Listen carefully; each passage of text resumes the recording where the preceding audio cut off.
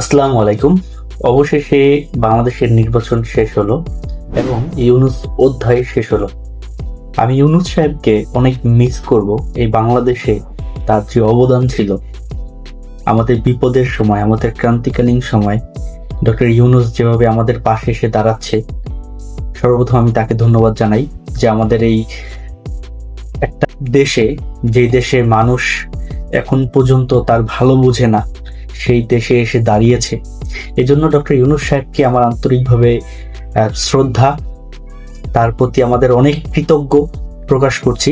এবং দ্বিতীয়ত হচ্ছে, যারা নতুন সরকার গঠন করছে তাদেরকে সবাইকে শুভকামনা জানাই। তারা খুব সুন্দর করে যাতে আমাদের দেশটাকে পরিচালনা করে, এবং আমি চেষ্টা করব যাতে একজন সৎ এবং যোগ্য নাগরিক হিসাবে এই দেশের সবকিছু নিয়ম কানুন, যত আইন শৃঙ্খলা আছে, আমি পালন করব। এটাই হচ্ছে এবারের শপথ। এবং যারা বিরোধী দল জামায়াত, তারা একটা খুব সুন্দর একটা পদক্ষেপ গ্রহণ করেছে। তারা ছায়া সরকার গ্রহণ করবে, এবং এই ছায়া সরকারটা কি, এটা ভবিষ্যতে আমার একটা ভিডিও আসবে।